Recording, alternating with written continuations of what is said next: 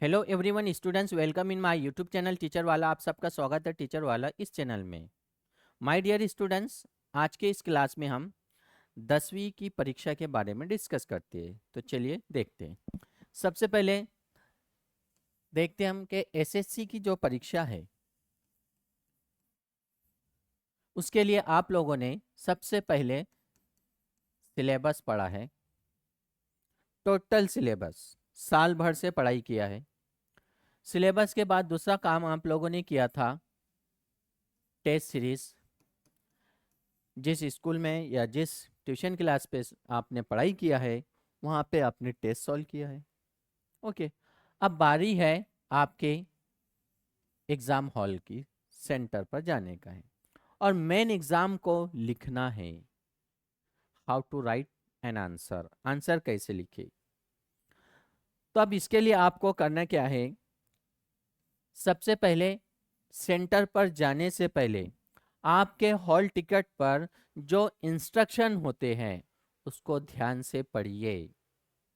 Okay, तो जब आप एग्ज़ाम देने के लिए जा रहे हैं तो सबसे पहला काम है अपने साथ जिस बैग में आप चीज़ें लेकर जाएंगे, एक पानी की बोतल, वॉच, घड़ी, 2 पेन और आपका ज्योमेट्री बॉक्स। ओके, ये तमाम चीज़ें आपको अच्छे से साथ में लेकर जाना है और हॉल टिकट को भूलने का नहीं। अब आप एग्ज़ाम सेंटर पे जा चुके हैं। एग्ज़ाम सेंटर पर जाने के बाद वहाँ पर नोटिस बोर्ड पर आपका रोल नंबर लिस्ट लगी हुई है। घबराने का नहीं, डरने का नहीं। वहाँ पर रोल नंबर और कौन से रूम में है, रूम नंबर और कौन सा डेस्क नंबर है। ओके, रूम नंबर में कौन सा डेस्क नंबर है ये अच्छे से ध्यान से देखने का। फिर जैसे आप उस रूम में चले जाते हैं वहां जाकर आपको अपनी जगह पर बैठना है। जैसे आप बैठे समय होता है आधा घंटा पहले ही सेंटर पे पहुंच जाइए। फर्स्ट डे होता है, घबराहट होती है, लेकिन घबराने का नहीं, डरने का नहीं।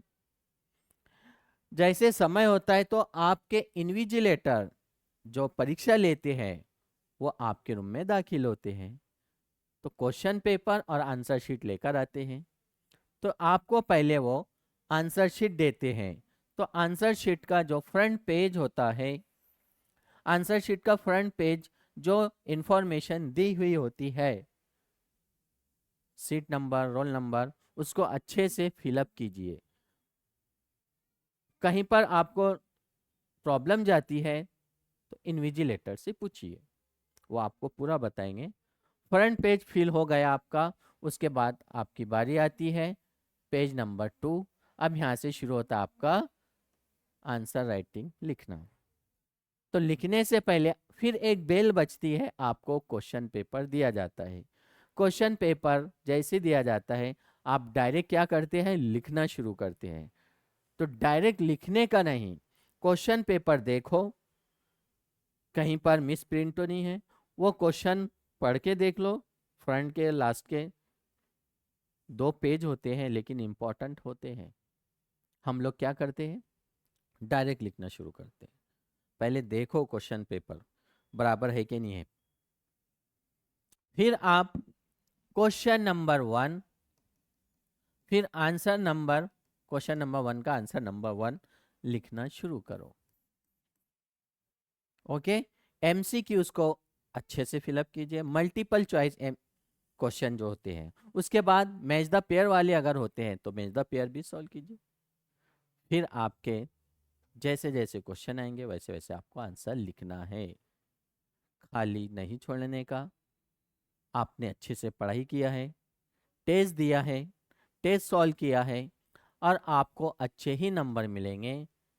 ज़्यादा स्लो भी नहीं लिखना है, ज़्यादा फास्ट भी नहीं लिखना है, क्योंकि ज़्यादा स्लो लिखोगे तो समय निकल जाएगा, क्वेश्चन रह जाएंगे। और ज़्यादा फास्ट लिखोगे राइटिंग खराब आ जाएंगी आपकी। एकदम इतना फास्ट 120 की स्पीड में भी नहीं लिखने का। बहुत ज़्यादा स्पीड से दौड़ोगे गिर सकते हैं, है ना। पेज फट सकता है, पेन खराब हो सकती है। जिस तरह आपने टेस्ट सीरीज सॉल्व किया है, जिस भी ट्यूशन क्लास पे या जिस स्कूल में आपने पढ़ा है या घर पे आपने सेल्फ प्रैक्टिस किया है, जैसे जैसे आपको स्कोर हुए मार्क्स वैसे वैसे आपको अच्छे नंबर मिलेंगे। अंडरस्टैंड।